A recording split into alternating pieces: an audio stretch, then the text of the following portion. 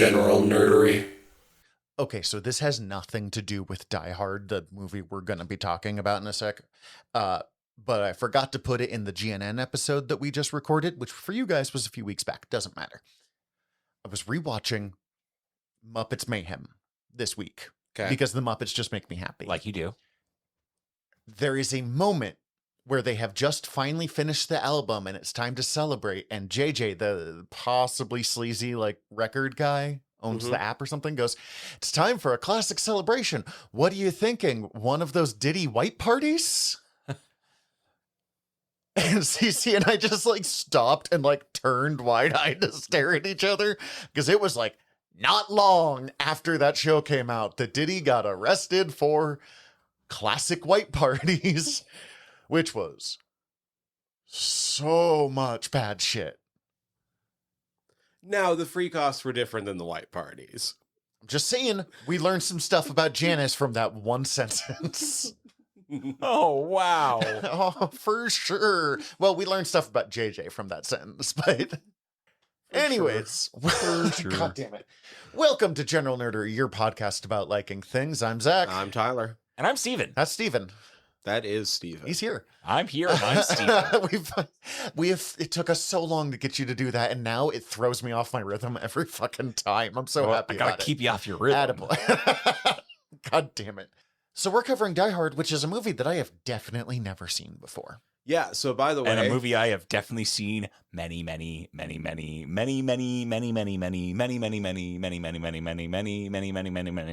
times. Also, given the timing of this episode intentionally, Merry Christmas. We're drawing our line in the sand. This is a fucking Christmas movie. Don't really think it is, but that's fine. It's a movie I would watch on Christmas, so I guess, but It's okay, so I get the arguments. It is not a Christmas movie till the last fucking 10 minutes. Whereas they cramped so many Christmas songs in Yes, but it's a Christmas movie more so than some other bullshit people will claim is a Christmas movie. Like what? Nightmare Before Christmas is not a Christmas movie. Santa Claus is a starring character. Just because. So is he is in Rise of the Guardians. I don't call that a Christmas movie. Does that one take place on Christmas? It takes place during winter, and Santa Claus is there. I've never seen Rise of the Guardians, so I actually have no opinions on that one. But it also has the Easter Bunny and the Tooth Fairy and Jack Frost. I'm not arguing Rise of the Guardians. My argument is that Santa Claus does not make a Christmas movie. No, but it's called Nightmare Before Christmas. This is not the movie. This is my fault for asking. He finds more of a love and appreciation for Halloween through finding Christmas. Through the love of Christmas, yes. Nightmare Before Christmas is a cautionary tale about staying in your fucking lane, apparently. How cultural appropriation happens. That's a much nicer version than everything I was coming up with. That was you're born into your role and you can never leave it. But I love this movie. It's more of a Christmas movie than I would say Lethal Weapon is, but I also consider that a Christmas movie. I also have a low bar for Christmas. Except for apparently Nightmare. Okay. So it feels okay. It comes down to whether or not it feels like a Christmas movie. And that one doesn't feel like a Christmas movie to me. This one does. And also, my opinion doesn't fucking matter. We can all have that. I will grant you, Nightmare Before Christmas is acceptable to watch anywhere between October 15th and December 31st. All times. Any other time of the year, I think you're a monster. But anytime. July 12th. I mean, I am someone that had to set the rule that I can only watch Muppet Christmas Carol in December because I would just watch it all year round. Anyways. Part of the reason we chose this because we knew we wanted to do a Christmas episode, and while we were jumping through different ideas, I don't remember what the other ones were. It doesn't matter. I was quickly outvoted. I don't even remember. Yeah, I have no idea. They were okay ideas. None of them were bad, and I say outvoted. I was not fighting that hard to not watch Die Hard, but this came up because I honestly was unsure, and I'm still kind of unsure, if I had ever actually seen Die Hard before. If I have, it was 30 years ago. I wouldn't be surprised if you had seen bits and or pieces. I've definitely seen bits and pieces. But when you told me that, I was like, you've definitely never seen Die Hard. Okay, sorry. I know we always are spoilers, but it's fucking Die Hard.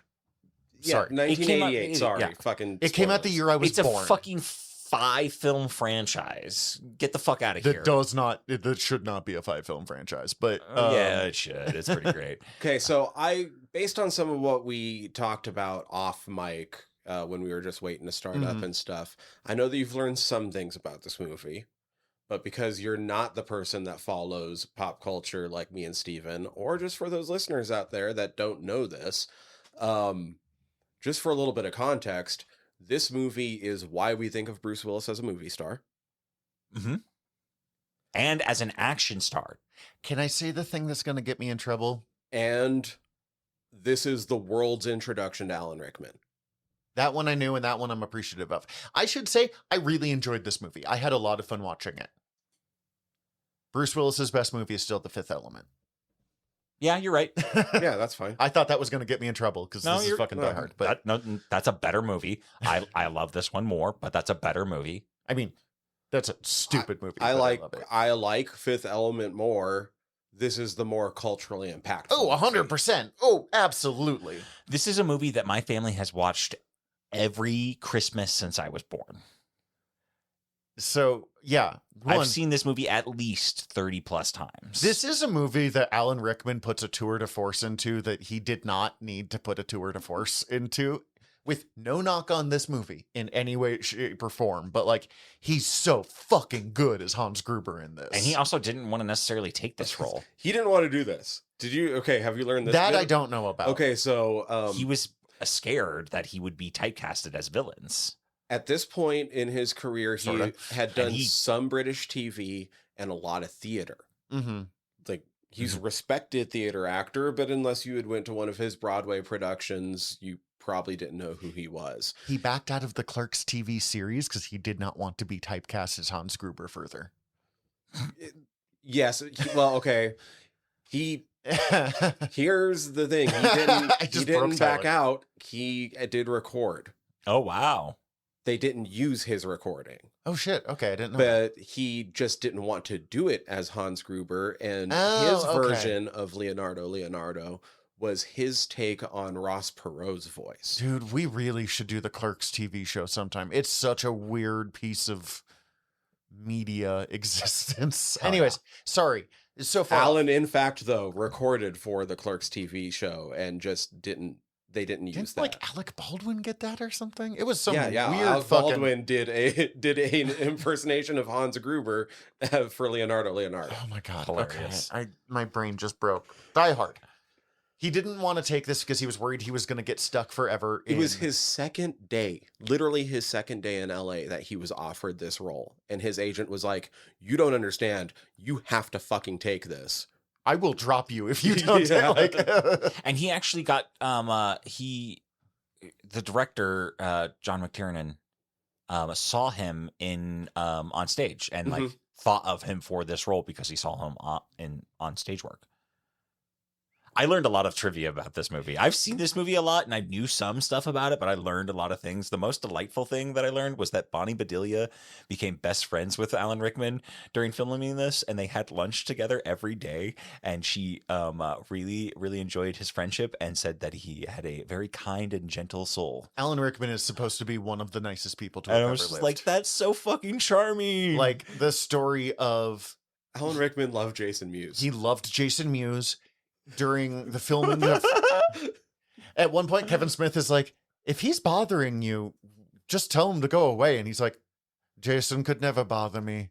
Jason is the soul of America. God, I need to rewatch Dogma. But like during the Harry Potter movies, he was trying to be serious and the kids were getting annoyed at him. So the guy who played Ron, Rupert That's weird that he was trying to be serious. They had Gary Oldman for that.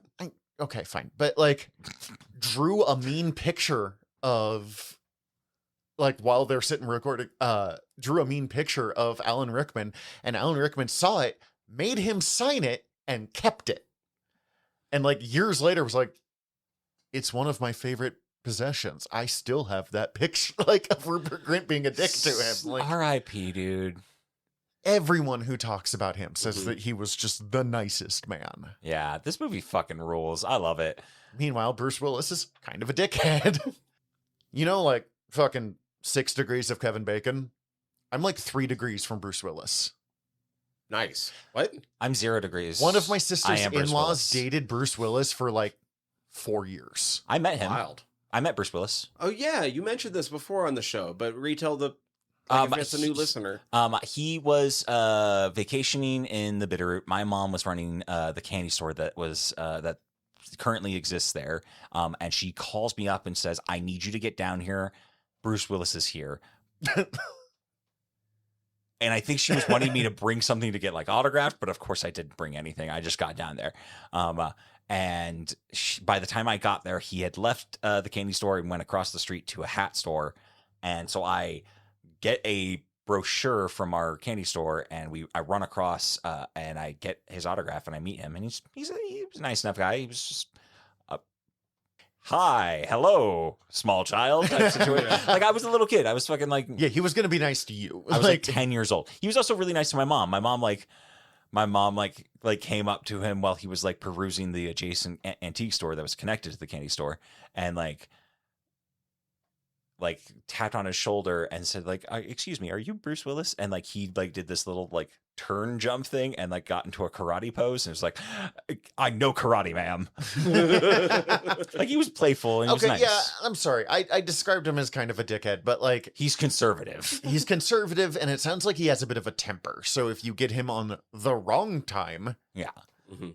And we were it was fortunate enough of a nice little situation to meet him. But I've also heard that like he bit of a dick and like bought a town in Idaho to just like be his own town. sure, that's profoundly disturbing.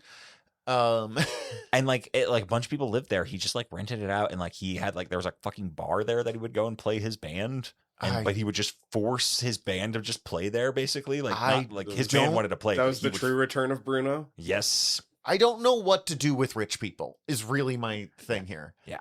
Okay, Die Hard. One more Alan Rickman fact that Please. I have that I found fucking incredible. He does a little jump thing in the movie. Mm-hmm. Like he jumps off this little thing. It's like a 3-foot jump, basically right when he meets John McClane. So he did that. When he did that, he fucking landed wrong and he hurt his knee. And they took him to the hospital, and like basically he fucked up the cartilage in his knee. Oh God. And they said, like, you shouldn't be on your knees. You should be laying down and resting for a couple of weeks. And you need to be on crutches at any time you're up. He then goes on to film the rest of the movie. And anytime you see him standing for like most of the film, he is standing on one leg. And he's wearing a leg brace. That explains why a lot of the shots are the way they are Waist for up. him. Yeah. I Never never would for have sure the scene where he's holding the gun on John. Mm-hmm. I never would have noticed. It was incredibly well done, and same. all of the places they do make sense. I but- never noticed it before in my life, and it never was distracting or anything. And I learned that today. I was like, holy shit. Well, I learned it when I was going through my watch through yesterday, but I was like, holy shit, is Alan Rickman fucking committed to the bit and a great actor? Okay, how about this? There was the script was rewritten so many times on set that some of the things hadn't been thought through yet. So when Rickman's crew arrives at Nakatomi Plaza, there's no ambulance in the back of their rig We were wondering about that. because that hadn't been invented yet. Oh, weird. That explains a fucking lot, because we watched the ambulance come out, and both Cece and I were like, no. No. Like, that is not... The thing that made me realize I've not seen this movie before is the limo driver, the world's most weirdly loyal Argyle's limo the driver. best. Argyle's the best. I I did fucking love Argyle. I did not. All my homies love Argyle. Yeah, he's insane though. He's like met this guy for like 20 minutes. Is like, no, I'll stay around because your plan is stupid. Your plan fucking sucks. Yeah, I'm going to hang out because I'm pretty sure you're either going to need me to hang out or you're definitely going to need me to hang out. And I'm going to get paid for all of this. Oh, there's terrorists? I'm going to slam this limo into the terrorist's vehicle, burst out through the like safety bars, which he could have done at any point.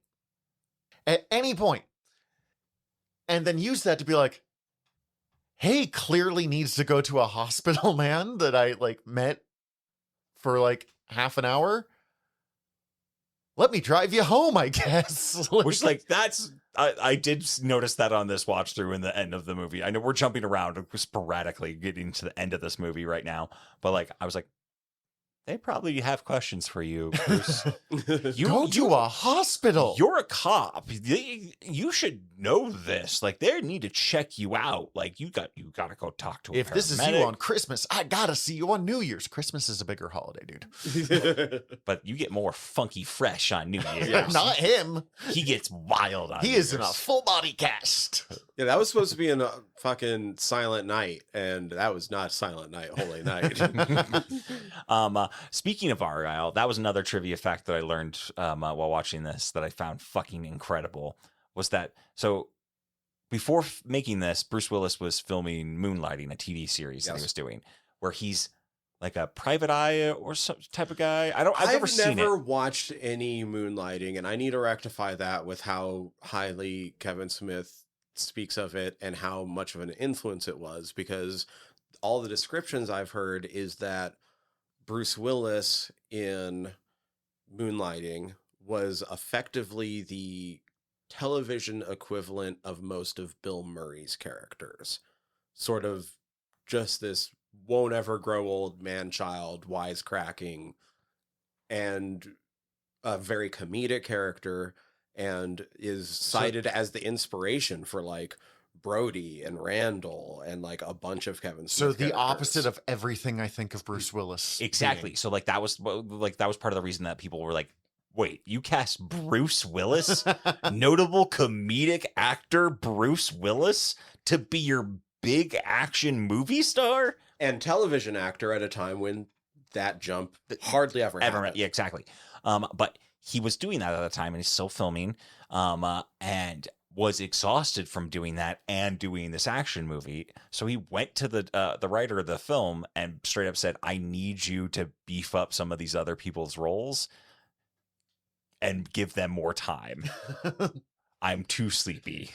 I'm an eepy baby." I'm just imagining Bruce Willis saying that, and that delights me. Well, there's some neat things that went on with Bruce getting cast in this movie. It's based off a book. We mentioned that like 10 minutes ago before we went off on some tangents, right? And before we book is get a too sequel. far off on this tangent, subsequently, Argyle, Powell, a couple other people that I'm forgetting at this moment, all Probably the FBI men. have... Actually, I don't think so. So I think the news reporter and the World's most unethical news reporter. and Jesus the fucking police Christ. chief. Oh, the vice yeah. principal from fucking Breakfast Club? I think all of them subsequently got bigger roles, and their roles were expanded and given more lines and stuff because of that. So back to your thing. The book was a sequel to another book that had already had a movie made out of it starring Frank Sinatra. The original Really? movie was called The Detective. And this was like 15 years after that book came out. And he watched something about a building exploding and had a dream that night about being chased by men with guns in an exploding building. And he's like, I could make that into a book, which they could then make into a sequel to the Frank Sinatra film. And then I could make Frank Sinatra money again. Right. Yes, It I didn't know was- they made a movie. Yeah, so yeah, The Detective was a movie starring Frank Sinatra, which is why technically Frank Sinatra was offered the role. However, it was because part of his contract was he had right to first denial. Got it. So he was technically offered the role twice, once when the movie was first optioned, and then again years later when it actually went into production. Well, Interesting. And it changed quite a bit from the Frank Sinatra to what it became. Mm-hmm. The sequel book was that this is based off of was the writer basically trying to cash grab off of the success of the Towering Inferno. Oh, okay, cool. Which that I knew. They also offered the role to Arnold Schwarzenegger and Sylvester Stallone before it went to Bruce Willis. Right, because the book is more straightforward. It is terrorists. And the original script was a lot more straightforward action. Super cop shows up and shoots terrorists. This movie would have sucked with either of those actors playing this role. I got to give it to It would Bruce just be a Willis for this. completely different thing, and I wouldn't have enjoyed it as much. But when the studio chose John McTiernan to direct, this was all done in like some of the old school Hollywood formula. So like they optioned the script, sent it to the director that they wanted to have attached to this project, but then he starts to have say now that they've chose him as director for the project. And every time they send him this script, he's going, no, that's not fun.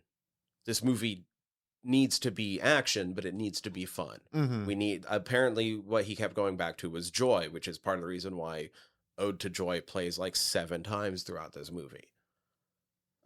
It's the theme for the villains, actually. Mm-hmm. Which makes sense because it was written by a German composer. Huh. Oh, that's another fun trivia. I just learned that the majority of the terrorists, quote unquote terrorists, / robbers, are not German, and that Bruce Willis is actually more German than anyone else. In that his mother's German, and he was born on a German. He was born in army West base. German army base, and like Alan Rickman's British. Mm-hmm. Everyone, the other guy's Russian. Yeah, He looks Russian. Yeah. but yeah, McTiernan kept being like, "No, this isn't fun. He needs to be relatable, not super cop." And like, He's still pretty super cop. And terrorists are a downer. So I need them to not be terrorists. And that's when they came up with the idea of like, oh, they're actually bank robbers. The terrorist thing is a front. And Which, he like, is a what's cop, the but he's not fucking on, difference? and he's a cop, but he's not on duty. He's just a dude that happens to be there. He's not sent in because he's a cop. Yeah. And like he's not like even sent in. He's just there. That's a lot of things that really work for me. If it, in all honesty, I don't think it'd make a difference if they were terrorists versus bank robbers. Like, No, it just makes Alan Rickman more entertaining. yeah. Although his plan is bonkers. Okay, sorry, I was going to go on some of the thing with Bruce Willis though. They were really trying to break him into Hollywood. This was a time period where that kind of didn't happen. Mm-hmm. He had technically filmed one film before this, but it wasn't out yet. But even behind the scenes, everyone knew that was a fucking stinker. What was the movie? I can't remember the name of it, but it was one of those deals where like the movie sucks, but this guy didn't. Like he's good in the movie, even if the movie itself sucks. So we can count that as a wash. And they were kind of going, not even 3 strikes, but 2 strikes, you're out. If they try to make you hit twice and it doesn't hit, you're back to fucking TV. For the rest of your life. Like, you're done. Oh, yeah. So, like, that one's kind of a wash currently. So there was a little bit of strategizing with getting him cast and getting him in this movie. When he was cast in this movie, I don't know how long it took to beat it, but the salary they offered him for at least that week made him the highest paid actor. That's incredible. Because he got $6 million for this movie. And part of the strategy was so that if the movie sucked, they could say, why wouldn't you do that movie when you're being offered $6 million? Yeah, okay. That's... I mean, yeah. That way he wouldn't have 2 strikes and be immediately out of there. They'd still have conceivably one more chance to push him in. The movie was Blind Date, co-starring Kim Basinger and John Larroquette. Yep. Oh, I've heard of that. But like, he wasn't a star. I mean, everyone knew who he was, but you couldn't bank on like movie sales. Yeah, you couldn't bank on movie sales because David Addison was in the movie, to the point where the original pressing of the poster doesn't have him. It's a building in the sky. It's a poster of the skyscraper, and it says this will blow you out the back of the building, because it was trading off of the imagery from the old 70s disaster movies. Damn, I wish I had brought Twinkies. I thought about bringing Twinkies, and I just realized I didn't. You know, maybe the thing that like blew me the most away about this movie was the fucking opening scene where he just has a gun on the plane and he's like, "Don't worry, I'm a cop." And I'm like, "Oh, right." The 80s were a different time, man. Like, not the touchscreen in the thing that was like, okay, I gotta just do some research. Oh shit, this technically, they had touch screens. Okay. I was not 100% sure when this movie was made, so I just kind of went with like, all right, new shitty technology, I believe it. But like, it was that, and then the fact that he just lights up a cigarette in the airport. And I was like, different times. Don't miss either. I mean, when he's at the gas station, you can see regular and unleaded. Oh, yeah. And the prices on them, I can't remember what they are, but I remember it's like 75 cents. Yeah, it's like less than $1. Curious to know if you realized this when you watched it. Did it seem like he was checking out every woman he came in contact with, or every woman was checking him out? I don't remember him checking out every woman he came in contact with. I just remembered on this watch, it was like, dude, why does it feel like John McClane is flirting with any woman? That might just be Bruce Willis. Let's be honest. This movie is a love story between him and the black cop. Yes. His wife is an afterthought. Reginald Val Johnson as Al Powell is the fucking best. Which I kept hearing as Pal, not Powell. So I kept thinking, hey, pal, you still there? And I'm like, you guys are fucking... Have you heard the theory of him and Carl Winslow? No, please. It's one of those like turn a happy show dark. I've read this. Where Family Matters is like a dream that Al Powell is having to like cope with what he did. Steve Urkel was the kid that he shot. It's his mental breakdown. And they actually work another one of his movies in later too, but yeah, that's really sad. Yeah. I loved him on Dancing with the Stars. He actually does a little. He dances to "Ode to Joy." Oh, that's really funny. And it legitimately was like I cried when I watched it. I was that's like, really funny. You fucking sweet beautiful bastard! You dance your heart out. I kept thinking of the bit in Brooklyn Nine-Nine where during the bachelor party he was supposed to meet Reginald Val Johnson, and when he's leaving, he's like, "Will you tell Bruce Willis that I'm nice?" "No, I'm gonna tell Bruce Willis you suck." And I just hit every time he showed up. But the part that both Cece and I are like, wait, what the fuck? Was he was like, "Roy, I need you to know I love you, man. And so do a lot of all the guys back here. Have your back." And I'm like, why? How? None of them. You've not talked to any of those guys. Like, there's time going on between. Yeah, he talked to him. Like, Bruce Willis is fucking up some people, and Al's like, fucking this guy, right? He's great. Fuck our captain being such a dick to him. Sure, but they don't even really know what he's doing. Just being like, that guy killed 2 people, and the captain's right. We have no way of knowing that. But we do know. We're watching him do it. Okay, the cops have no way of knowing that. Like, people outside of Nakatomi Plaza. They're dumb. I don't care. They're cops.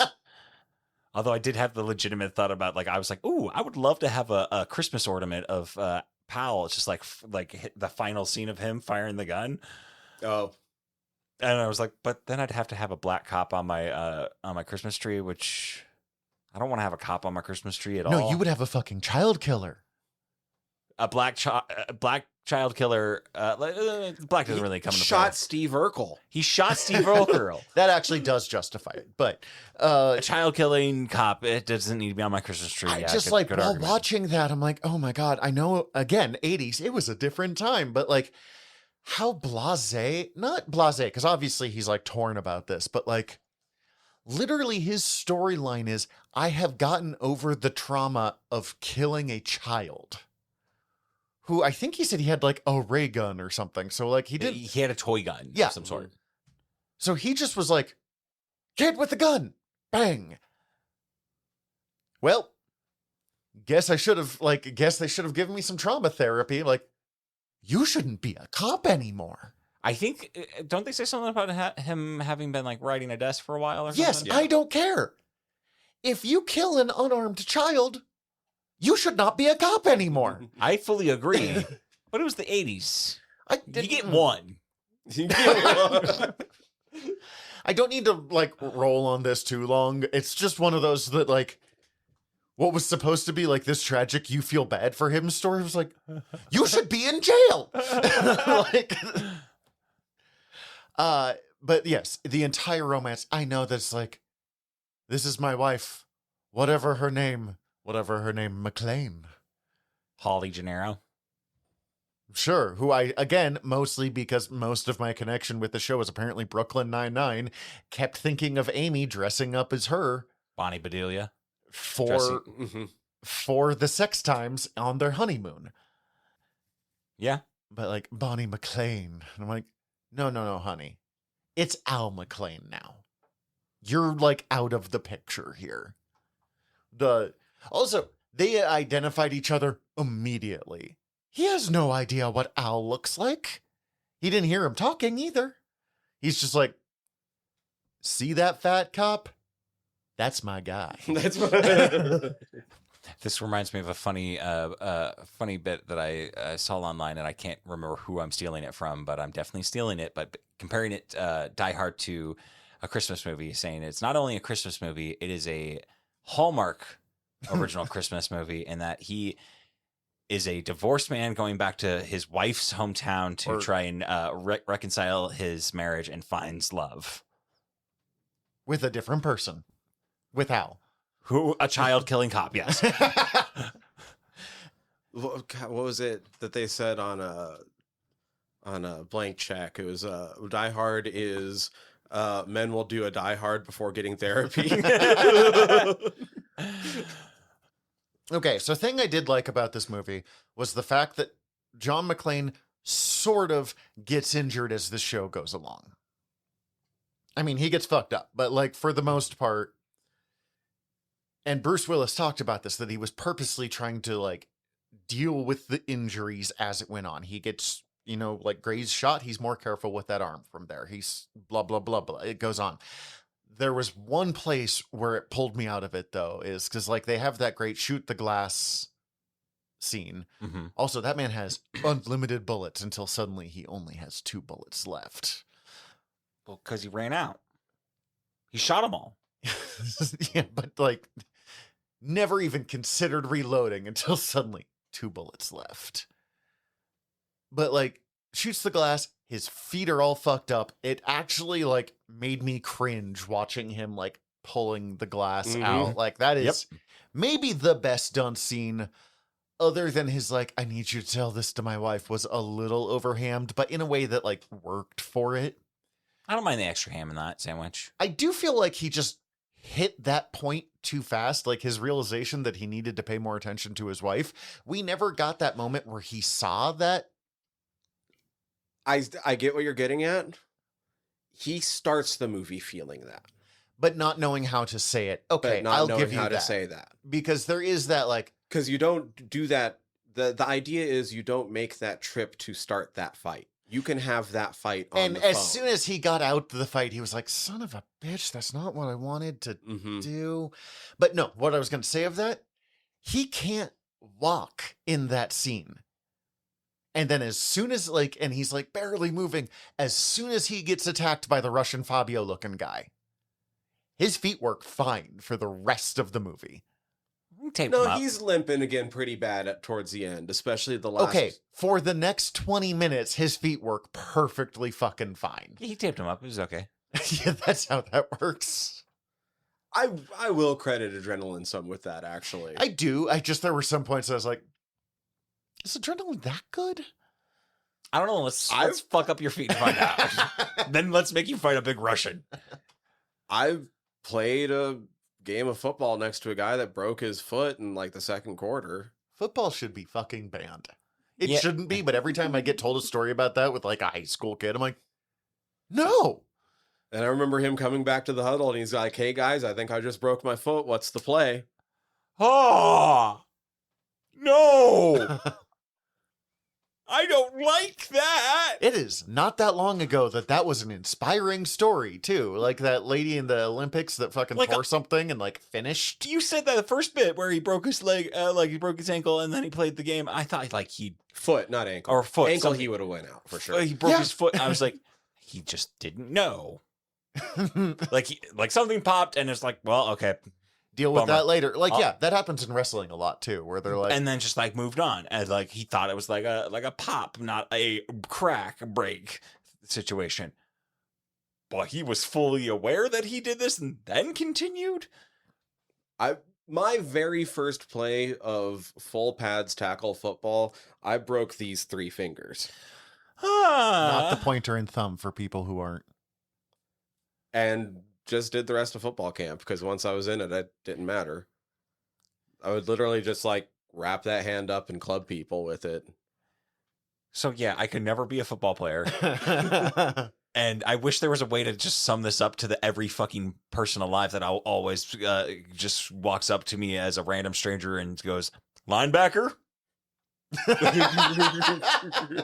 With a dumb look on their face, like this is going to be a conversational starter with me. I would have, see, I knew you didn't play, but I would have guessed a defensive end. I've gotten that one probably once before. No one has ever thought I play sports. No one has ever looked at me and been like, that's a sports boy. I wouldn't have guessed linebacker. Anyway, that's the only reason why I can like I'll buy adrenaline. I get it. That was just the one. Every other injury, I was like, cool. That was the one where I was like, man, you stopped limping real fucking fast there. Here's the thing. That's an interesting lead in though, because we've mentioned kind of in the past that like sometimes it's a lot different watching a movie for the show because you're actually paying attention, knowing that you're going to have to talk about it, right? Same. I noticed a guy I've never noticed before on this watch through. There's a terrorist I've just never seen. Basically, when they go to the vaults for the first time and Theo's opening it up, and there's just a random fucking terrorist behind Alan Rickman's character that's just like smoking a cigarette. That I was like, where the fuck have you been this whole time? My whole life, I've never seen you. I've liked this movie for ever since the first time I've seen it. I've seen it a number of times, not nearly as much as you, Stephen, but still a number of times. It's fucking Die Hard, right? And I've always enjoyed it and loved it and like knew some of these different details about it, but I've never truly had a chance to appreciate just how good some of the, even with the rewriting it day to day, like how good some of the through lines are throughout this entire movie. And like, there's so many little things that are called back to. You brought up, he shot the glass and broke, fucks up his feet because Alan Rickman noticed like, oh, that was funny. I noticed that he doesn't have any shoes on. There's a part just 20 minutes later where Bruce Willis is reminded that he doesn't have shoes on when he's trying to break through the glass. So he does exactly what Rickman did in that next moment. Shoots the glass. There's this one all makes more sense learning about some of the cut content. They did cut a B plot where John McClane noticed that all of the terrorists are wearing the same watch. And that's how he clocks who Hans is when he hands him the cigarette. You'll notice that he does pause and look down. Okay. That's the thing I never knew. I haven't actually deep dived into a lot of the cut content. So early in the movie, Ellis is trying to get him to see Holly's new watch. Ellis is one of the other guys that got a beefier role. And is that the cokehead? Yes. Okay. They're too caught up in finally seeing each other again after having been estranged and apart from each other for 6 months. And he's just like, oh, you got to see it. It's a Rolex. And he goes, I'll see the watch later. So he sees the watch later, and that's how he clocks Hans. But then that's also the watch at the end of the movie that he undoes from her wrist to make Hans fall. Okay. That's weird. I like that. That's interesting. That does give some, that whole scene where like Hans is pretending to be, I think he said Bill. Yeah. It's such a weird fucking scene because like you are watching, as the first time you're watching, I'm sure both of you have been watching this for so long, you're not thinking about it. Of like, I can't imagine a world where he actually believes this. But also, it's possible he believes this. And it honestly wasn't. They hadn't seen each other. It wasn't until he handed him the gun that I was like, oh, he's not buying it at all. Like, he's showing off too much that the gun, is set up and loaded and just point and shoot for it to be there. Also, the amount that he's like, stick with me if you want to. No, fucking go in a corner and hide. Like, if that was.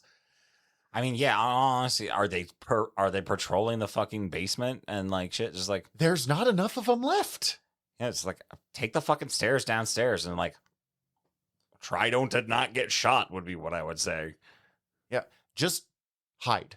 Just you were obviously hiding for a while. Just do that again. Like, yeah. Oh, one of the other things that made me think, and this is jumping completely away from that makes this movie so like 1985 to 1997 is the black hacker thief. Mm-hmm. Like the quick talking black hacker thief with the laser gun. Theo, sure. I think it's interesting you mentioned that time frame because basically all movies until about 1990, most action movies from this movie till 1999 were trying to rip this off. Oh, absolutely. But the most successful being Speed, directed by the director of photography from this movie. Oh, God. Okay. Who came up with the opening sequence to Speed after he got trapped in an elevator filming Die Hard. Incredible. I knew that one was considered a John McClane derivative, and there was another one because I was reading the John McClane like Wikipedia page and they were talking about it. And then you were telling me that the sequel, none of the sequels were supposed to be Die Hard sequels. Die Hard 2, 3, and 4, I believe all of the scripts originally were for completely unconnected movies that the studio then went, this could be a Die Hard sequel. And I think the only Die Hard script that's been made isn't a Die Hard movie. 1 and 5? 1 and 5 technically then, but also Tears of the Sun was originally supposed to be a Die Hard prequel. I don't know Tears of the Sun. It's a Bruce Willis movie. That one. That's interesting. It was made in pretty early in production, but they were like, well, we still want to make this movie with Bruce Willis, so we're going to do it, but we're not going to make it that. So from what I've heard of Die Hard 2, it's the same thing except airport and plane. And that one's more of a Christmas movie. Sure. But like, and also on which DC. one? Never celebrate Christmas again, John McClane. You are just... He's not even trying to celebrate Christmas. He's going to an airport to pick up his wife. Yeah, no, you just need to live in a bunker. Like from fucking December 15th to January 15th, they put you in a bunker. Well, the problem is in the third one, it's not Christmas. But the third one's it's in the summer. So my question is, like, I know that, you know, movies change pretty significantly from initial, like, oh, this has potential. Were they just like, this is the most Die Hard derivative movie of all time, let's just name it Die Hard and Die Hard 2 and put Bruce Willis in it? I guess. Because it's still great. I really love Die Hard 2, actually. So I don't remember. Is it actually called Die Harder? No, that's the poster subtag, basically. Okay. It's just called Die Hard 2. That's the main release title of it. It's Die Hard 2, Die Harder. Because anytime I make a joke sequel to something, it's either whatever harder or whatever 2 Electric Boogaloo. Yeah, the two you do. Yeah. And if you keep bringing them up, then you get to With a Vengeance. Yes. Out of curiosity, just because we're at the table, would you want to rank your Die Hards? Because I could do it pretty easily real quick. You've done it before, but do it again. No, so what I was about to bring up... 4, 2, and that's not even... No knock against 2. I really love 2.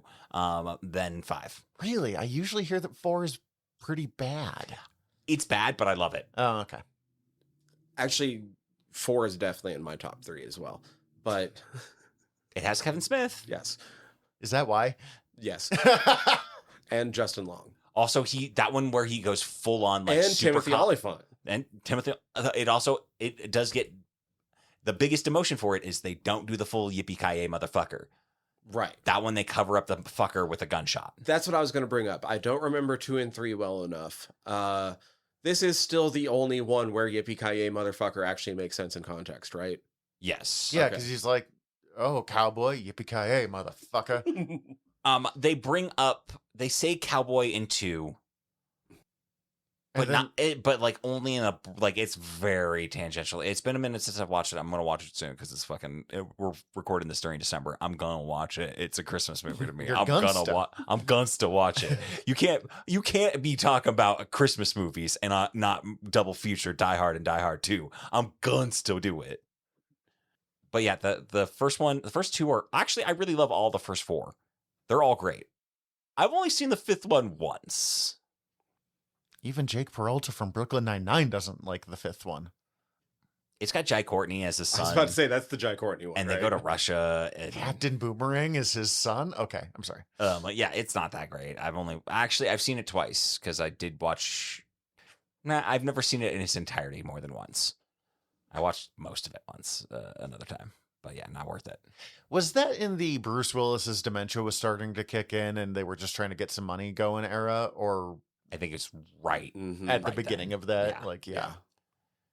Which, just while we're talking about that, just recently his daughter, I'm blanking her name completely, did an interview and said that he's doing as well as you can with that kind of... Scout?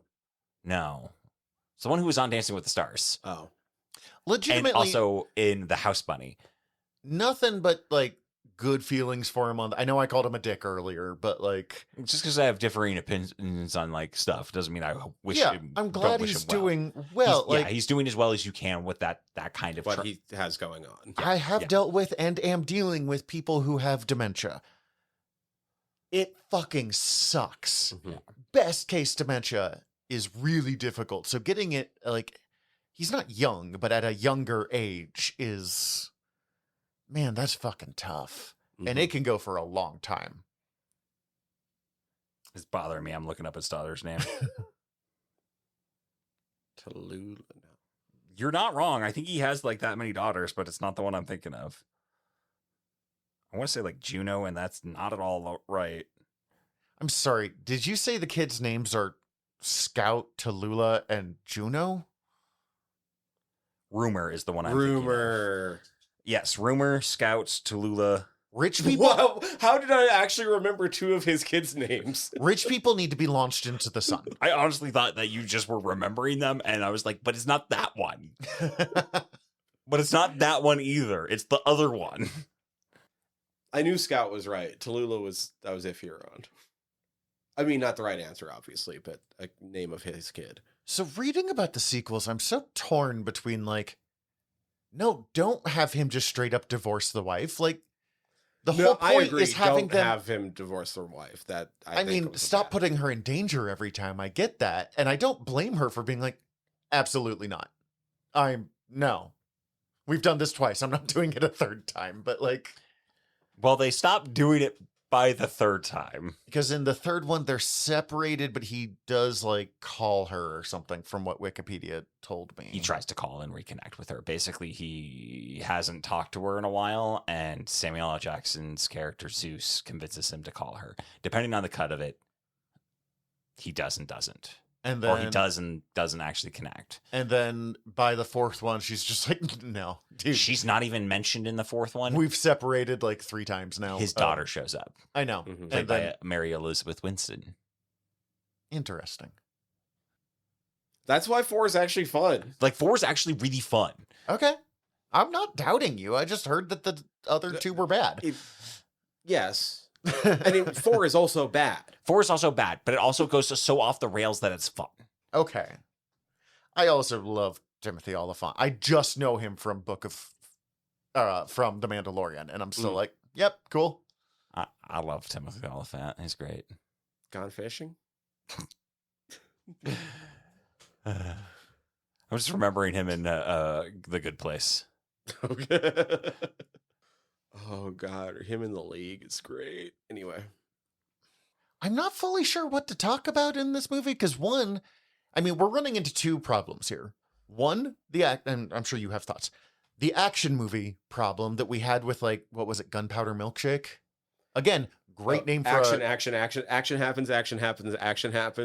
Yeah, like it's hard to talk about a movie that's just like kind of action happening. And then 2, this is Die Hard. We just go, it's good. And everyone's like, yeah, we know. You know, Christmas classic Die Hard that's on every year for Christmas and then also every summer for inexplicable reasons. I had forgotten just how many gunfights they get into. I thought there was more of him sneaking around rather than running into them. It sets up that it was going to be a little bit more of it, and he does do some sneaking. But they cut through that really quickly. Yeah, for only 12 bad guys, and he kills a couple of them really early on. And weird thing that I noticed this watch through that I was like, why'd you guys move the body? Why did they move the body of Mr. Tanagi? Oh. Like Bruce Willis comes back into that room and the body's gone. Blood splatter's still on the window. Right. Blood stain on the ground. Chair's still on the ground. Body gone. Who's coming back up to this office? Also, why did you not pick up the chair? I wonder if they brought the body to the roof just to make sure that it was consumed in the explosion. That's actually a great point. That makes a lot of sense. That would be a good way to cover up that thing. I have a question about Hans Gruber. Yeah? Okay. So Hans Gruber is a thief that is faking a terrorist attack in this one so he can steal a bunch of money, fake his death, and then disappear. Mm-hmm. And because he's pretending to be a terrorist, FBI will cut the pot. Like, that part is a wild thing, but it follows a logic sense enough that I can roll with it. He basically knows that their playbook is to do these things. So he's using that as I'm going to know they'll do these things so I can plan for Sure. that. Here's my thing. They identify him. We think this Hans is this Hans Gruber, who's part of this German terrorist cell who have put out a thing being like, we kicked his ass out. He's not with us. Right. So was he actually a terrorist who became a thief? Or was he a thief who became a terrorist for a while so people would believe him when he said he was a terrorist? Or did he That just one. make up the terrorist organization? All three. I think it was the second one. I think it is the second That's a fucking commitment to the bit, dude. one. I mean, also, like, morally scrupulous people are willing to do morally scrupulous things. It's a wild level of morally scrupulous. I know that I'm a person that's like, I don't know if I could kill one person, but he's like, He broke into a building with the plans to kill everybody. yeah, I know. That's what I was leading up to. Steal Like $60 million. $600 million.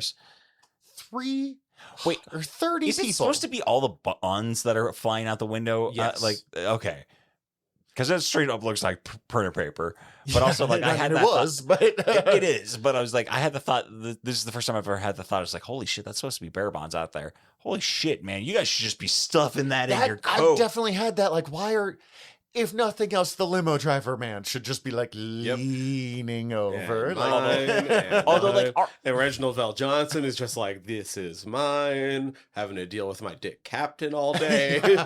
I'm definitely getting fired. Like, he is not keeping his job.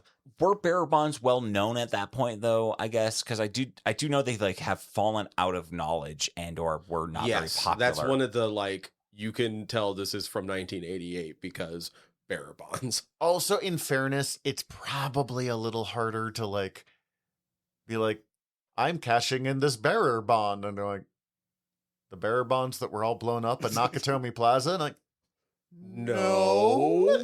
Like, No, not the ones from the Nakatomi Plaza. The one I it's got from Sakatomi Plaza. No, it's from the company from before that happened. Because that happened, I need to sell all of this because I'm really concerned about their stocks. That's the whole point of bearer bonds. It's got burn holes. Like, well, then yeah, you're dude, fucked. that company is. I mean, even beyond the fact that Nakatomi Plaza was mostly destroyed and its CEO was shot and killed, and several other. But this is people also were shot only and the killed. U.S. division. I'm just saying the U.S. division, which has got to be a huge division, is fucked. Oh yeah, but they also said that this is supposed to only be like 10 days operating cost for them. Mm-hmm. Jeez. Okay, I guess. Rich people should be fired into the sun. Did you guys run into the list of what this movie is called in other countries? No, I love it when you bring me these are fun. First off, like, it's a hard one to translate, right? It's a weird English idiom that even at the time was really only associated with the car battery. And Die Hard is barely an English idiom. Yeah, Like, mostly because of this movie. So, most of the time, if you were to translate it, it would end up being some version of, it is hard to kill him, or he dies slowly. So most of the time, it wasn't translated straight across. And instead, you have... He Kills Slowly is a harder sell of a movie. He kills slowly. in the Czech Republic and Slovakia, it was released as Lethal Trap, which is confusing with Lethal Weapon. It is a bad name, but it does make sense. Oh, speaking of Lethal Weapon, he does use Mel Gibson's Beretta 92F. That is his his pistol that he uses in the movie. Oh, that's fun. In France and Italy, it was released as Crystal Trap. No. That's just bad. Well, the building is like, it's a crystal trap. It's not made of crystal. Germany, it was. It's Italy. I'll give them that. They have some fucking names. It's like bird with the crystal plumage. It's like, I'm here for it. They have naming conventions that like this just makes sense. It sounds like a Star Trek episode. Yes. Yes. True. So do a lot of Italian films when you translate them to English. Germany. Die slowly. We should be the good guys in this movie. Oh, that's a fucking weird fact about this movie. This movie is re-edited for the European cut. No, the German cut of it. They're not German. They're European. And then they edited it again for a different thing, and I'd have to look up what it is. But it's the final edit of it is the least culturally offensive choice in general. What they go with. Greece, it's Too Tough to Die. All right, that's actually not bad. I It like should be a that. sequel. In Hungary, it's Give Your Life Expensive. But the title of the sequel is Your Life is More Expensive. And number 3 is The Life is Always Expensive. See, that's great. The first one is Google Translate having a stroke, and the other two are James Bond movies. Right. Norway, it was Action Skyscraper. I love the Norwegians, man. Straight and to the point. Poland gets The Glass Trap. Portugal is Skyscraper Heist. That does make it sound like Hans Gruber's the good guy, but yes. Russia, it's called Hard Nut, but sort of as if you were saying hard nut to crack. I don't care. There's no saving that one, Russia. The Hard Nut series. Hard nut too. Nut harder. It's a good day to nut hard. See, like, nope. Nut Sorry. hard with a vengeance. Russia just made the porn parody and didn't know it. Live free, nut hard. Spain, The Glass Jungle. The Finnish version. This one, okay, I'm trying to understand what they wrote here. The Finnish version, it was released as Over My Dead Body. However, nowadays they usually just refer the English title, Die Hard. but sometimes they'll still call the first one Over My Dead Body as part of the Die Hard franchise. All right, I get it. Okay. It's dumb, but I get it. I think that's what I'm reading here. It's kind of written weird, and anyway. Taiwan, it's called The Ultimate Detective. No, he's not a good detective in this movie. And Brazil and Mexico just translated it straight across. It's Die Hard, and they're like, you guys can fucking figure it out. Take a fucking guess, guys. That's what I got. Awesome. And speaking of the German thing, my wife knows German. Like, she studied German in high school and really remembers a lot of it. And so she was going through, anytime they said anything in German, she was like telling me what they said. And it's all very kind of broken German. Oh, yeah. So from what I've understood is that, at least I don't know what version they have streaming, Mm-hmm. but in the original release, most of the German is fucking gobbledygook. Yes. And that they have ADR'd most of it to at least be German, but they left Hans Gruber's lines alone. They only change. He's the only one that's unchanged. And that's just because it's Hans Gruber. That's fair. Which makes and like even in the German version, he doesn't make sense still. Right. So after I finish this movie, I put on, this will mean nothing to you, Tyler, but for you, the Brooklyn Nine-Nine episode where Jake gets a chance to live through his Die Hard fantasies. Great Christmas episode. They basically robbers take on this. It's a big box store, and they're trying, and the main character of Brooklyn Nine-Nine is a diehard super fan. Mm-hmm. And so he's just way too excited to be having robbers in a store on Christmas, and he has to take them out by himself, or himself and his partner who ends up doing all the stuff. But and I definitely, because I don't know if this is from the TV adaptation or whatever, but when when Charles drops down and goes, "Yippee kayak, mother buckets," is that like a fucking TNT version of them doing terrible? Yes, they Yeah. have done TV edits of this. I would have to look up what they are.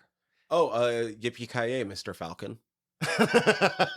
Yes, yippee-ki-yay, Mr. Falcon. Okay, there must be one where they do other buckets, because he's like, "That's not the one." He goes, "I think it is." I don't think it's ever been done. No, it should be. I love when the words they come up with make no sense. The Mallrats one on, I think it was like on AMC or something. I'm like, already, first of all, why are you putting Mallrats on AMC? But it's the worst Jason Mewes impression I've ever heard, going, "Holy snot, mother snot and Yoda and snot." I still to this day love the Big Lebowski.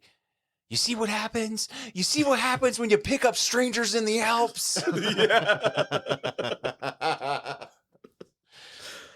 You've definitely yelled that at me before.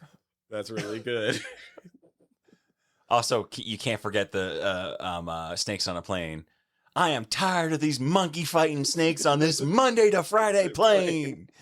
Why would you just not do monkey fighting again? Because it's Also, monkey versus snakes on a plane should have been a sequel to that. yeah, That's Yeah. better. that would actually I absolutely. would watch Yep. that. Even if you get Samuel L. Jackson back, especially. Just be like, I was already done. I never actually saw snakes on a plane. It's weird. Yeah, it's fine. It is exactly what it says on the tin. Yeah, it's Samuel L. Jackson being like, "I'll do." Bunch of snakes on a plane. Why are there snakes on a plane? It's explained in the movie. Assassination attempt. Why is this the best way to That's do this? the worst assassination attempt of all time. I couldn't tell you. That's worse than the assassination attempt in episode 2, which, if we think about it, is the Sith Lord hires the Mandalorian to kill Padme. So he hires another bounty hunter who recruits a droid who drops poison beetles to kill Padme. I know I said like 5 degrees of Kevin Bacon earlier, but that's like 16 degrees of assassination. Yeah. It's also completely unrelated to what we're talking about. Oh, It's the anyway. worst assassination plot of all time. I had completely blocked all of that out, and now Good it's plan. back here. I only and- know it because I saw a YouTube short about it. I don't have much else about this movie. It's good. If you've not seen Die Hard, I'm not judging you. I've not seen it for 24 hours now. I've only have seen it for 24 hours now. Not even yet. Worth it. It holds up. And I did not think it was going to be honest with you. I was going in expecting to be like, I'm going to have to be very kind because this movie has high sentimental value to them. No, it's actually, and like, really, it was, I think it was not until they started talking consistently on the walkie-talkie that I was like, all right, I'm in now. Yeah, I had a feeling that you would at least enjoy this. It's not. It doesn't age super super poorly. When it does, when you see its age, it's not in a way that are like I give a shit. No. It's a little bit jaw-dropping because you're like, no, Reginald Vell Johnson, no. Okay, so other than Reginald Vell Johnson should be in jail, like I Yes, will like say, this movie would get shit for being so woke now for his like 2 of the most important people in this movie are black. Why's it got to be a black? I can't even fucking say it, but like, You keep discounting that he's a cop. He's allowed to shoot people. He's a cop. no, I mean the Cops fact are allowed to that shoot at anybody. if they had hired Reginald Vell Johnson, if his like number 2 guy and his number 3 guy, because the limo guy, Argyle. Argyle, were both black in a modern movie, the worst parts of the internet would be complaining. That's like the I one mean, part if- where it actually holds up better than modern movies is the point that I am making. If people actually had media literacy, they would trash on this, or the worst parts and worst people would trash on this, and people wouldn't have took all the wrong lessons from this in most of the shitty knockoffs. Like, the point isn't that he's able to do this or doing this because he's Super Cop. He's one of the only people in this movie that is constantly operating out of a sense of trying to care about people and just protect them. Yeah. Trying to care about people and also, oh fuck, oh fuck, oh fuck, oh Yeah. fuck, oh fuck, I'm gonna die, I'm gonna like... This brings me to a point. That fucking emergency dispatcher is an asshole. Oh, I'm sorry, sir. You need to call back on a telephone. What do you think I'm trying to do? Fucking order a pizza? Yeah. Okay, lady. You yourself just said, didn't we just have a fucking report of a fire there? Oh, false alarm. And now I'm getting someone reporting terrorist activity? Oh, that frustrated me so. better That's be one a of dick those to him. relics of the era, too, because if you call in a terrorist, I'm scared to say the word terrorist on a microphone, and we're not even streaming this live. We're not. like, No. I keep waiting for the SWAT to show up. Just to the FBI listening through our phones, but that's in a whole other thing. yeah, Like, that's different. They've heard me say terrorist plenty of times. Yeah. pre-2001, post-2001 is just so... Oh, dude. Die Hard 2's a trip in that case, my friend. The amount of guns in an airport. But yeah, like most of the things that don't hold up actually still kind of hold up because you're like, this movie does take place in the 80s. It's not trying to be timeless in the way of like, it could take place in any era. No, this movie takes place in 1988. Oh my god. Little fucking detail. It's the funniest little joke. Once you notice it, you'll never unnotice it, and I can't wait for you to laugh at this scene every time now in the future. We don't see what Ellis has told them between when he's like, hey, bring me to somebody, when he decides to be a jerk ass and try to sell out John McClane, and when he gets into Alan Rickman's office, right? Uh-huh. But when he's in there, they bring him a Coca-Cola. What do you think he might have asked for? Coke. Oh, there were some weird product placements too, of like that where the one terrorist like is ready for shooting and then like stops and looks down and it pans straight down to a Crunch bar. I was like, Fuck God, me how up, much a did Crunch Nestle bar. pay that? Right. Also, Ellis's plan was awful. Yeah. I mean, Ellis is even- terrible. I know. The guy you're all hunting down and trying to kill? Yeah, I'm best friends with him, and I can talk him into coming to help you. But like even that, I guess, because he was hitting on his wife earlier, right? Like Yeah, in the very beginning. 100%. But like, He was trying to take her out for dinner. And fuck her. yeah, no, thank you. But like this guy I is was about as subtle as he was. yes, but my point is, I mean, one, he's a cokehead that's coming down. So already his thought process is, but like the fact that he's kind of trying to protect her, being like, don't worry, he's my old friend that I brought in here. I could talk. And even McClane being like, tell him you don't know me. He's still going to get shot if he's like, I was lying. I've been wasting your time. I don't know him. Like, absolutely going to shoot him in the head. McClane's plan to save him would not save him. Although, actually, Nothing's saving him at that point. Nothing's No, I saving know. him at that point, other than they maybe don't want to move another dead body. But Actually, no, he's dead no matter what. He's dead. but He's dead. He's also, I love how everything he said was wrong, too. if he had been like, dead. Everything. hey, I know who his wife is. We could use her. They'd be like, yeah, okay. Like, that's a better plan, cokehead. Like, Yeah, so we see you over there, Cokie the Bear. I did laugh very hard at walking in and him just... And I would not have noticed that when I was younger, but especially because it was 1988, which is basically the year of cocaine.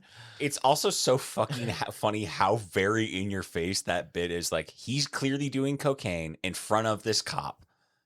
And I've never gotten that, how much it slams that in your face until this year watching it, of just like Mr. Tanagi just being like, this is her husband. her policeman. And then just like Bruce Willis was like, you missed some. Well, I guess if nothing else, he's not in his jurisdiction. And LA and NYPD cops, I'm surprised they didn't play up more how much those two fucking hate each other. So, Mr. Takagi, like, flew him out and put him up and stuff because he wanted them to get back together, right? It does I think seem so. like that. It does seem yeah. like that, yeah. Except not necessarily put him up because he did not really have a plan for that stuff. Right, well, No, you know well, what I mean. Yeah. He brought them here and he didn't put him up because he wanted to fucking shag up with his wife. He wanted them to fuck. Takagi-san wanted to get in on that. He's like, we could turn this into a thruple. You're Have you right. seen Bruce Willis? Have you seen Bonnie? I will sit in the cuck chair if I have to, as long as I get to be a part of it. Yeah. Yeah. Oh, well, pull out my red castle. I'm just going to move away. Unfortunately, what I'm shifting to... Okay, that one took me a minute to really get, and that's a really fucking good bit, Tyler.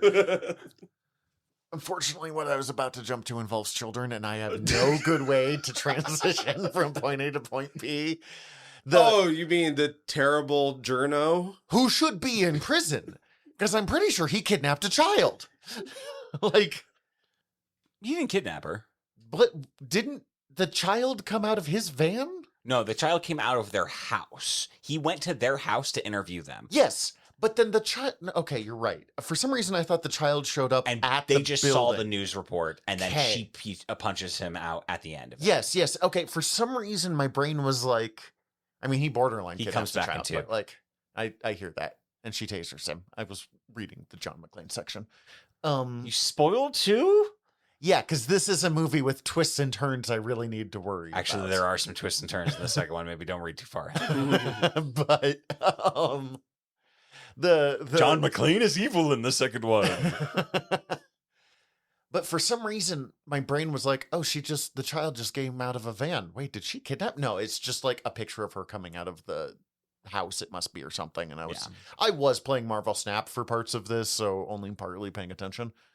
I did fall asleep in the last 10 minutes of it, but I did wake up again. I did like seeing her. I started it too late. I did like seeing her punch him. That was very satisfying. I was so confused, though, when they first show up and this guy's like, yeah, I got something. And just sets up like a little war between him and the main announcer Yeah. for no fucking reason. No reason, but I'm not going to lie. I kind of liked that just because it gave the feeling that all of these were real people that had their own stories going on. And it shows why he's so desperate for a real picture. No, like all of it makes sense. It is something missing from movies these days where, and you know me, I'm not a like, oh, movies these days. Mhm. But there is something about the like, this character is in this movie for 20 seconds. We get just enough to give you an idea of what he is, and we never have to go back to it. We don't have to explain anything really. Like John McClane, he's a cop. We find this out because of the admittedly very clunky, don't worry, I'm a cop. And then like the backstory of separated from life. We don't need the entire thing laid out to us. We just get these little bits and you pull it in as it goes. While a lot of modern movies are like, and this is not necessarily movies' faults, because fucking the way fans react of like, well, why don't we know this? Why didn't we should have been told this? Well, you would have picked it up from context clues, because the context clues are throughout the movie. It's not important, or you're not paying enough attention. Yes. But one then, of the two. But then the same complaint is, well, they lay everything out for us. Like it is No. the ultimate no-win situation with movies these days. So I don't actually blame modern movies for it, but like I do miss, if you don't need it, it disappears. Oh, that's a fucking 20-second bit. Cool. Makes him feel like a person. Yeah. Never have to touch People on it have again. lives. Yeah. We don't need to know all of it. Exactly. Fuck, I'd forgotten how funny Bruce Willis is in this movie. I did not know Bruce Willis was funny in this movie. I didn't know Bruce Willis was funny. Because he's kind of funny in Fifth Element, but he's not really. He's mostly just playing the straight man to everyone else's insane. We should make him watch Howard Hawk. Or Hudson Hawk. Hudson Hawk? Hudson Hawk. Hudson Hawk. Isn't Avery Brooks in that? No. Andy McDowell's in it. No, the guy who plays Cisco in DS9 was in a show that was like Hawk and something, and I'm Different getting- thing entirely. Okay, Yeah. don't make me watch too many Bruce Willis movies, guys. This one's a weird one. Yeah. This one's a silly one. Luckily, This one has toys energy. Well, okay. This show is built for us to last as long as we want it to, so we could easily get to it someday. We'll add to the list. But I don't know, just some of his. Look, come out to the coast. We'll have a few laughs every fucking time. It's such a good bit. Or even just the way that he talks to him and yells at himself there, or just becomes more and more. There's a couple scenes here where he's almost Crichton from Farscape unhinged. I had the weird realization. yeah. He's pulling himself up, being like, "What are you doing in here, Hans?" And Hans is nowhere to be seen. He's. I was reading something that this is like one of the first times that like you see in action films you see the character kind of monologue to themselves a lot. Yeah. Probably. And I had the realization that I probably do this in the same way because I've been watching this movie my whole fucking life. I am bothered by how little he understands how elevator shafts work. That was really him. Really riding the elevator up. No, I mean when he dropped the explosion and then was like watching and being like, "Oh shit, like where did you think it was gonna go there?" No, that's fair, but I wanted to point out that like he did that. He did most of his own stunts in this, yeah. Like, And most of the explosions were practical effects. I love practical effects explosions. Okay, so before we Being get the too far ahead, explosions guy in fucking the 80s and 90s had to be the best job in the while world. we're talking about that, that brings me to an interesting fact that I want to talk about. The set itself was a Fox. Whoever It's was a Fox building. It's a Fox building. Yeah. They owned the whole building and they rented it to themselves for production, and basically that allowed them to get. And they were still in construction. That was like a whole bit that they incorporated into the movie, but like it allowed them to do bigger stunts and get away with shit because they weren't concerned about like they own the building. They're renting it to themselves. So if they break it a little bit more, if they're still building the building. If they break it, they just fucking fix it again and keep going. Did you recognize the I'm forgetting how to describe it, but where Powell drives in, the parking garage, not the parking garage, the like, the sort of the entry, the like figure 8 entry like thing. No. Airheads. Oh shit! The reversal is the studio they do for Airheads. They filmed it in the same location. See, Airheads is a movie we should do sometime. Yes, it is. I'm down. I'm down. One of the only Adam Sandler movies I actually like. Well, it's also got Brendan Fraser and Steve Buscemi and fucking a bunch of other people. Chris Farley, Ernie Hudson. I forgot Chris Farley was in that. Christina Applegate. Why am I forgetting the guy from oh god, I'm so mad I'm forgetting his name. Michael McKean. Is that it? No, it's something that he's in movies that I know you love. Oh no, you got it right, Michael McKean. Yeah. Okay. What movies am I thinking of? The Christopher Guest movie. Thank you. Yeah. God damn, my brain. It's so dumb. No, you got that right. Yeah, Michael McKean. Because this was such a cultural touchstone. Yes. Did you notice now that all of the almost every single Die Hard vent shaft homage gets it wrong? One, to understand I don't watch a lot of action movies, so I probably don't know a lot of the homage stuff. Like, I've never seen Speed. Not that I expect them to have an elevator scene in that, but like, what do you mean? Well, I mean, I think it even comes up, I feel like, in like cartoons and stuff Sure. as well. But they always do it as moving through the shafts. Whereas he was using them to hide and not even they knew roughly where he was at. They figured out where he was quickly from his lighter and then like knew to look in the shafts. But like he doesn't linger in the shafts. He's okay, just... yeah. No, I'm sorry. I was still thinking of elevator shafts and explosions. Oh, what I thought you were talking about. No, air shafts, yeah. Yeah, I I really did expect him to spend way more time in vents also, than he that is much did. more cramped than it's ever depicted anywhere else. Yeah. He is like a fucking TV dinner in there. but yeah, for real. Everywhere else is like the Jeffries tubes on Star Trek. Yeah, it's like, just oh, I got a hilarious. little bit of room. I could turn around if I need to. And that was one of the things that I did know of, like, every way that we think of, like, air vents, and they're in fucking everything. There's so many video games, they're in so many movies, TV shows. Chuck, I think, has half of its budget was just air vents. Yep. They're, like, fucking maybe a foot wide. Like, Yeah. They're terrible. Yeah, why would you have that big of a fucking air vent? And so everyone people can sneak through it.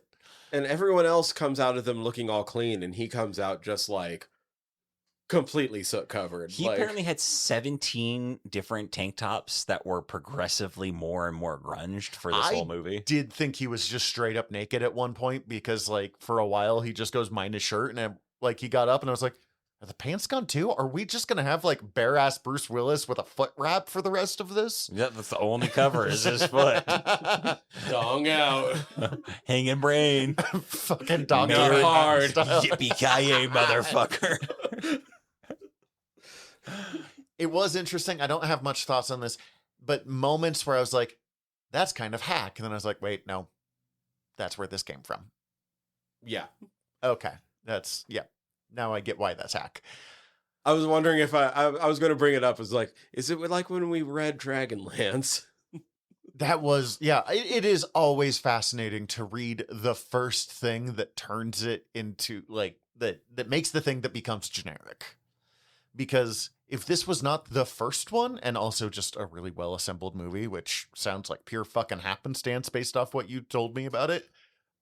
Kind of, but not really. Because McTiernan is kind of a weird mad genius. Yeah. Kind of. He's a fucking interesting director. What else has he done? He was coming off of Predator doing this movie. Yep. This is so much better in Predator. I know people love Predator, but he does 3. He did 13th Warrior, and I don't know beyond that. Okay. I was just thinking his 13th Warrior is my favorite movie by him. Rollerball's Last great. Action Hero. Last Action Hero is fantastic. And Predator is all he's most known for on IMDb. Okay, but like he did the Thomas Crown Affair. I was not and trying he did to get Die into Hard with a Tarantino. Vengeance. What I was saying is, like, yes, this movie is an extremely well put together action movie, but if it wasn't for the fact that it defined action movies for the next 15, He only produced Rollerball. 15 years, this would be the most like generic action film if it came out like 5 years later. Oh yeah. So it's always interesting to see those, and sometimes I'm like, hell yeah, it's Conan the Barbarian. This is where all this comes from. I love it. And so other times I'm like, man, I probably would have really liked this if I hadn't read the 14 derivatives. Yeah. Oh, what we got there? So I knew something had happened with him. I needed to read about this. This is the director. Yeah, Just John look McTiernan. I'm just going to read this straight from the Wikipedia. Uh-oh. This is I don't know how interesting this is going to end up being, but this seems wild. I knew that something had happened with him, but under his legal issue section, criminal charges, felony conviction, and incarceration. On April 3rd, 2006, McTiernan was charged in federal court with making a false statement to an FBI investigator in February 2006 about his hiring of the private investigator Anthony Pellicano to illegally wiretap Charles Roven, the producer of his film Rollerball, around August 2000. McTiernan had been in a disagreement with Roven about what type of film Rollerball should be, and had hired Pellicano to investigate Roven's intentions and actions.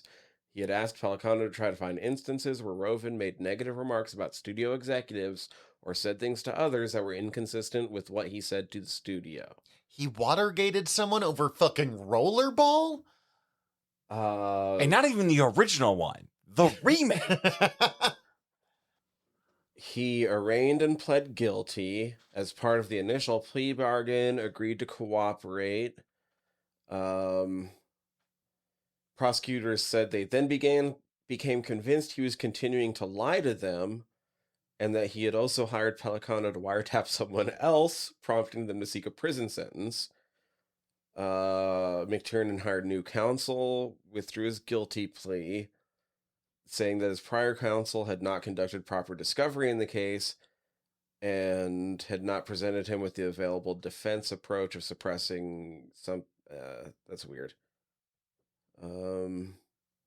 This bid was denied by a district judge who immediately proceeded to sentence him to 4 months in prison and $100,000 in fines. Judge characterized McTiernan as someone who thought he was above the law, had shown no remorse, and lived a privileged life and simply wants to continue that.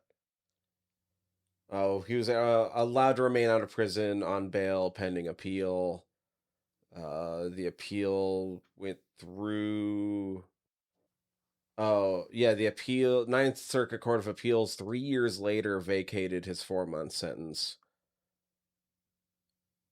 God, this just keeps going. The case gets reopened again. This case went on for like 5 fucking years, guys. Like, I'm not going to keep reading this until I find something more interesting. Give me just a second. Yeah, it's a Watergate. What the fuck is this guy doing?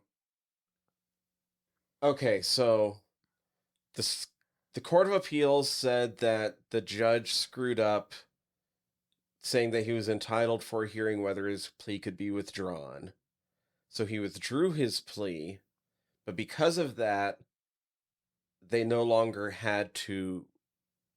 The prosecution wasn't bound by the plea agreement because it was withdrawn. So the case was reopened. Oh. So he faced additional charges and a count of committing perjury during the previous court proceeding. Oh, shit. And then, so now his prison sentence possibly went up to 5 years. He eventually entered another guilty plea. And basically the judges kept saying that it doesn't seem like you show any remorse. You're just trying to get out of doing shit that you just wanted to do the entire time. And he did eventually have to, looks like, I think he served a year. And he did have to, he tried to file bankruptcy while he was in prison. Yeah. I was reading through that. I didn't get through all of it, but. Bold to file for bankruptcy during prison, though probably accurate. Well, like, he probably had a lot of legal expenses. So do we have anything else on Die Hard? I love it. I recommend seeing it. It's currently streaming on Hulu and Disney Plus. Now I have a machine gun. Ho, ho, ho. Oh, fun little bit. That does remind me. There's a fun bit. Alan Rickman, in the final scene when he's falling. Which that is one thing I did know just through cultural osmosis, that image of him falling. So did you know that they told him they were going to count to 3 to drop him, and they dropped him on 2? Yeah. One of you told me that fact, but that's so shitty, but it is the best way to get the look that you're hoping. And they got a really good look out of him. Oh, I would have been mad. Oh. Also, I think they filmed that after he'd fucked up his knee, so I would have been so pissed. I wouldn't have done that. I would have been like, you're not getting the shot that you want here. Knee. Well, commitment to the bit. Yeah, Jesus Christ. Some people got it, some people don't. Not me. Not for acting. Podcasting, maybe. I want to watch some Moonlighting. I do too. I am curious. I do think it's currently streaming. I think I saw it somewhere. I am adding it to the list as we speak. I always get Moonlighting confused with he did a romance film that was Moonstruck. Yeah, honest to God, I thought Moonlighting and Moonstruck were the same thing until today. In all honesty, I kind of thought I thought they were. It's on Hulu. Oh, I was always like, why are people so excited to watch that? I've seen it. It's not that great. It's next time though, we are watching something that I have seen several times now already, and that fucking soundtrack is living rent-free in my head. It's time for some K-pop Demon Hunters. Dude, I heard several songs at work today. It gets played at work often, a lot, and I don't care. It's I am catchy here for and it is safe. Yep. I mean, it's a kids movie. Here's not. We work in the one kitchen where you're not allowed to swear. So I've heard only 2 of the songs so far, but I'm sure I'll hear the rest before too long because we're recording. Sure fucking hope so, man. But that's next time. In the meantime, we're your generals of nerdery. I'm Zach. I'm Tyler. Dismissed. This has been a General Nerdery Presents production. If you enjoyed it, please go hit like and subscribe wherever you're listening to it right now. Also, we'd greatly appreciate it if you checked out our other shows over at gnpresents.com. Thank you.